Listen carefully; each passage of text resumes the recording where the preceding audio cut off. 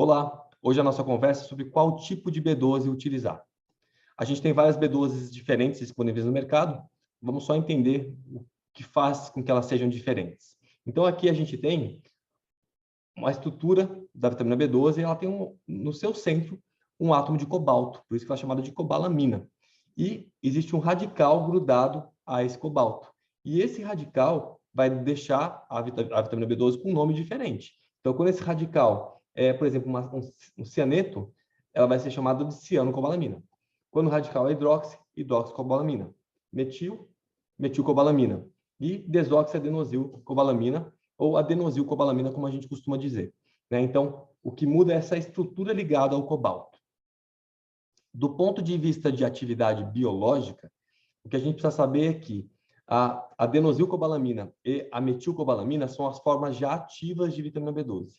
E a hidroxi e a cianocobalamina precisam ser convertidas na sua forma ativa dentro do nosso corpo. Isso traz uma ideia errada de que essas duas de cima são boas e as de baixo não são. Mas o fato é que todos os tipos de B12 têm uma ação muito boa no tratamento e na manutenção de bons níveis. Então, qualquer B12 que você utilizar vai ter um bom efeito para o seu organismo. Isso dá para a gente entender facilmente porque, olha só, aqui a gente tem as células intestinais, a gente vai absorver a B12, e essa B12 dentro das nossas células vão passar por processos onde eu consigo remover aquele radical. Eu posso remover o cianeto, eu posso remover o radical hidroxila, e eu posso adicionar, né, o radical metil, por exemplo, e o desoxiadenosila. Então, no final, nós vamos ter a vitamina B12 na sua forma ativa, e vale a pena a gente lembrar que distúrbios ou alterações genéticas que dificultem essa conversão são extremamente raros. Então, nós temos, de forma geral, uma boa capacidade de transformar as formas que não são ativas em formas ativas. É importante que a gente saiba também que a vitamina B12 dos suplementos ela é obtida por cultura de bactérias em laboratório. E todas as B12 disponíveis têm uma biodisponibilidade e uma ação similar. E aí surge esse questionamento porque as duas formas mais comuns que a gente vai ter para uso, ainda mais como comprimido, né, ou como cápsula, é a vitamina B12 na forma de metilcobalamina e cianocobalamina.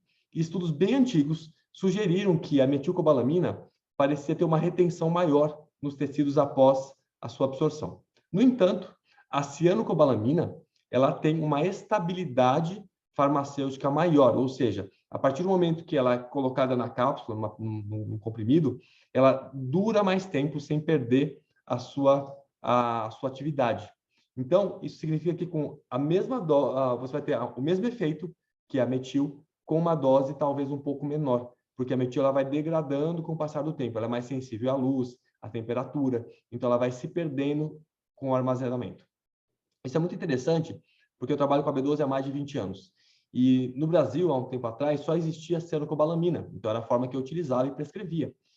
Com o tempo chegou a metil e eu fiz essa troca para os pacientes, porque a nossa ideia é que era uma forma melhor. Então, não só ela não tem uma grande diferença no seu efeito metabólico, nenhuma diferença específica, como ocorreu uma redução dos níveis sanguíneos que as pessoas já tinham com o uso da ciano. Então, eu tive que aumentar a dose da metil para chegar na mesma equivalência da ciano que a gente utilizava. E isso é o que a literatura tem mostrado. Tá? Então, a ciano é mais estável ao armazenamento.